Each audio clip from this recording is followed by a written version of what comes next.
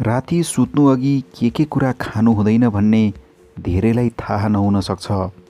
यो हाम्रो जीवनको अति नै महत्त्वपूर्ण दिनचर्यामध्ये पर्छ। राति सुत्नु अघि खानेकुराले समग्र निन्द्रामा असर गर्ने गर्छ भने भोलिपल्ट दिनभरि गरिने काममा पनि धेरै नै फरक ल्याउने गर्छ। त्यसैले झट्ट सुन्दा सामान्य लागे पनि यो कुरा भनेको हाम्रो जीवनको लागि धेरै नै महत्त्वपूर्ण कुरा हो। आउनुस् हामी पनि जानिराखौँ बेलुका सुत्नुभन्दा अघि के कुरा खानु हुँदैन त। ब्रोकौली र बन्दागोबी। ब्रोकौली र बन्दागोबीमा भरपूर मात्रामा फाइबर हुन्छ। त्यसैले यसमा हुने अघुलनशील फाइबरलाई पचाउन निकै लामो समय लाग्दछ र असहज महसुस हुन्छ। त्यसैले भरसक सुत्नु अघि ब्रोकौली र बन्दागोबी नखाउँ। त्यसैगरी चीज पनि राति सुत्नु अघि खानु राम्रो मानिँदैन। चीजमा हुने टाइरामिन तत्त्वले पेट दुख्ने र पोल्ने समस्या हुने गर्छ।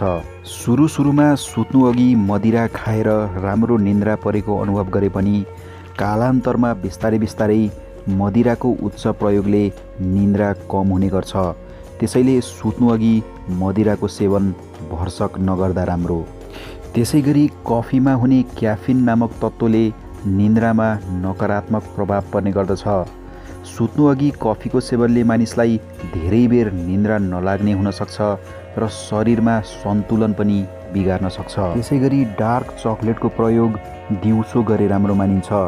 सुत्नु अघि यो खानु त्यति राम्रो मानिँदैन। सुन्तलाको जुसले शरीरमा निकै फाइदा दिने गर्छ। बिहान ब्रेकफास्टमा पिउँदा भरपूर ऊर्जा दिने गर्छ भने सुत्नु अघि यसको सेवनले निन्द्रा नलाग्ने समस्या निम्त्याउन सक्छ। गोलभेडाको सस र अचार धेरै मानिसलाई मन पर्न सक्छ, तर राति यसको सेवनले अपच हुने, एसिडिटी बढाउने र छाती पोल्ने समस्या हुन सक्छ। त्यसैले राति सुत्नु अघि यसको सेवन नगर्दा राम्रो।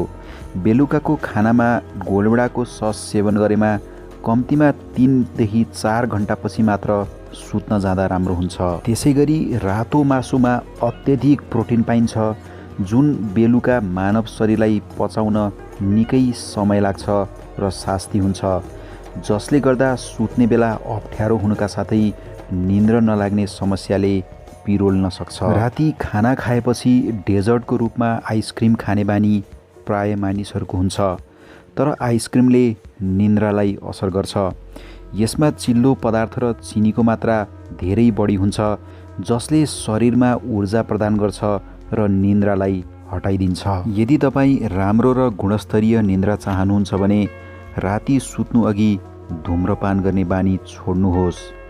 यसको मतलब धूम्रपान अरू बेलामा गर्नुहोस् भन्न भने खोजेको होइन। धूम्रपान हमेसा छोडेको राम्रो। धूम्रपानमा भएको निकोटिनले निन्द्रालाई गायब बनाइदिन्छ।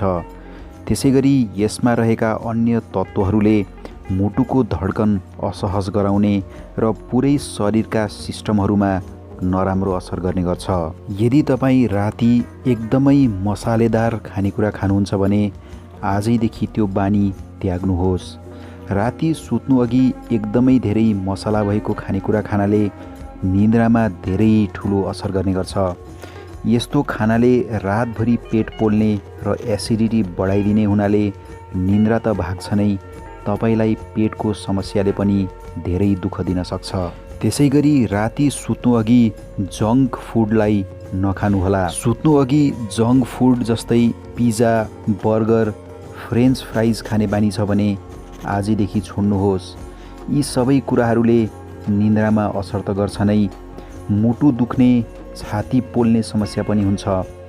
जङ्क फुडमा स्याचुरेटेड फ्याटको अत्यधिक मात्रा भएकाले यसलाई पचाउन धेरै समय लाग्छ। त्यसै कारणले शरीरले शास्ति खेप्नुपर्छ र यसले मुटुमा पनि असर गर्छ। साथीहरूलाई आजको भिडियो कस्तो लाग्यो? यस्तै रोचक भिडियोको लागि हाम्रो च्यानललाई सब्स्क्राइब गर्न नबिर्सनुहोला है। साथै यो भिडियोलाई शेयर, लाइक र कमेन्ट पनि पक्कै गर्नुहुनेछ भन्ने आशा राख्दछु। हजुरहरूको दिन शुभ रहोस्। धन्यवाद।